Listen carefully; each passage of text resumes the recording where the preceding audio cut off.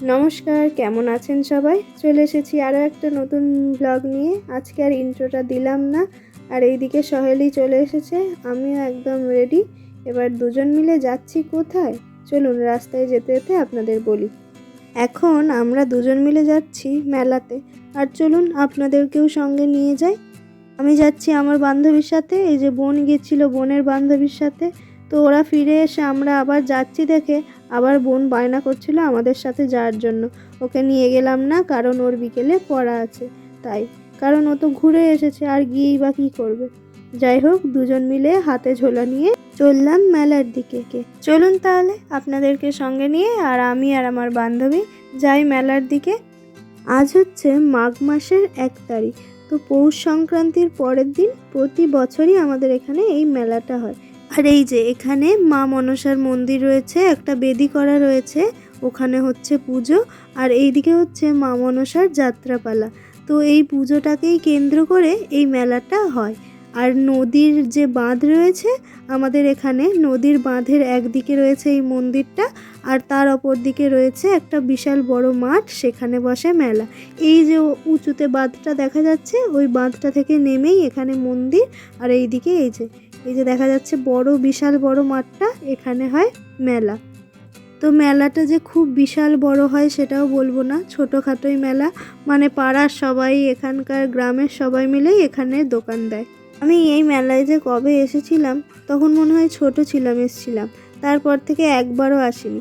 আর আজ হঠাৎ শৈলী ফোন করে দুপুরে বলল যে তোদের ওখানে মেলা হচ্ছে আর তুই আমাকে নিমন্ত্রণও করিসনি আর বলিসনি। আমি বললাম আজ তাহলে চলে আয়, যাবো দুজন মিলে একসাথে।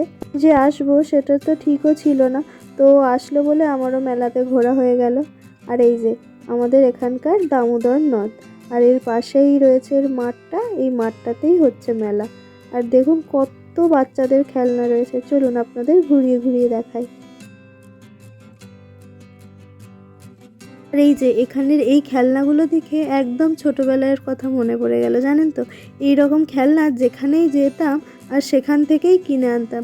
আগে ছিল 2 টাকা করে পিস, আর এখন আমি এগুলোর দাম জিজ্ঞেস করছিলাম, বলল যে 5 টাকা করে। মানে প্রতিটা পিসই একটা করে। এই যে থালা বাটি হাঁড়ি কড়াই যা আছে সবই 5 টাকা করে। বেশ শুনে খুব ভাল লাগলো। আর এত ভালো লাগছে, মানে কি বলবো, দেখে সেই ছোট্টবেলার কথাটা মনে পড়ছে। তো আমি এখানে সহেলিকে বলছিলাম, সহেলি নিয়ে যাব বাড়িতে কিনে, মা বকবে না তো বল। সহেলিও আমাকে বলছিল তুই নিয়ে গিয়ে কি করবি, তাই কিনলাম না, চলে এলাম। আর এখন এই যে দুজনে ঘুরে ঘুরে ভাবছি মেলাতে গিয়ে কি খাওয়া যায়। এখানে অনেক অনেক খেলনার দোকান বসেছে সব বাচ্চাদের জন্য, আর যেগুলো আমাদের জন্য নয়, আমাদের জন্য কিছুই এখানে বসেনি। তাই ভাবলাম চলুন খাওয়াই যাক। তো এখানে একটা পপকর্নের দোকান বসেছিল, তো আমরা চলে এলাম কেনার জন্য। আর এখানের এই কাকুটা আমাদের পাড়াতেও আসে, জানেন তো, বিক্রি করতে। তো আমাদের চেনে। আমি ভিডিও করছিলাম বলে বলছিল যে তোমাদের জন্য একটু বেশি বেশি, কারণ তোমরা ভিডিও করছো তো তাই। এখানে আমি ভিডিও বানাই আপনাদের জন্য, আর আপনাদের জন্য আমারও একটু বেশি বেশি পপকর্ন খাওয়া হয়ে গেল। তো থ্যাংক ইউ আমার ভিডিওগুলো দেখার জন্য আর আমার পাশে থাকার জন্য।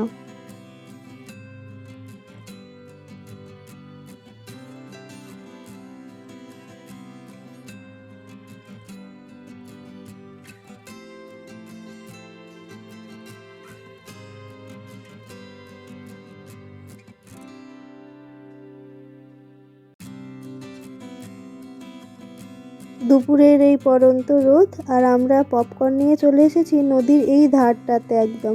আর এখানে দুজন মিলে দাঁড়িয়ে দাঁড়িয়ে ছবি তুললাম, কটা ছবি তুলেছি। আর দাঁড়িয়ে দাঁড়িয়ে খাচ্ছি পপকর্ন। আর বেশ সুন্দর দেখতে লাগছে চারিপাশটা।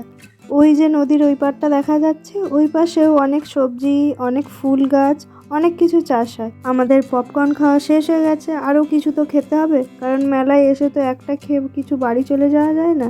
তো এটা তো মেলাতে আসলে দেখতে পেলে আমরা মানে মাস্ট, এটা আমরা খাই। খুব ভালো লাগে এটা খেতে।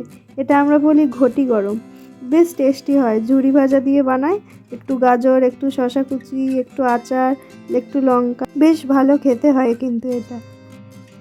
এইবার আমরা চলে এসেছি ঘুগনির দোকানে। বাহ, বেশ কালারফুল দেখতে লাগছে তো, কি সুন্দর সাজিয়ে রেখেছে ঘুগনির ওপরটা। কিন্তু ঘুগনিটা এত বাজে খেতে ছিল কি বলবো। এখানে ঘুগনির শুধু ঝোলটাই দিয়ে দিয়েছে, না ছিল কোনো কড়াই আর না ছিল কোনো আলু, আর ওপর থেকে একটু শসার বীজ ছড়িয়ে দিয়েছে। যাই হোক, এবার এসেছি আমরা ফুচকা খেতে। এই ফুচকার যে কাকুটা, আমাদের ওখানে বাজারে বসে, আর এর থেকেই আমরা ফুচকা খাই। খুব টেস্টি বানায়, আর এই দিনও খুব টেস্টি বানিয়েছিল। আর এই লজেন্সটা কার কার মনে আছে? ছোটোবেলায় এই লজেন্সটা ভীষণ খেতাম, আর ট্রেনেও পাওয়া যেত, ট্রেনে উঠলে তো খেতামই। তো মেলাতে এই লজেন্সটা হঠাৎ দেখতে পেলাম, তাই কিনে নিলাম। একটা ছিল হজমোলা ফ্লেভার আর একটা ছিল অরেঞ্জ ফ্লেভার। এই যে এখানে জিলিপি ভাজা চলছে, এখানে জিলিপি ভাজা হলে গরম গরম জিলিপি নিয়ে যাব এবার বাড়ির দিকে।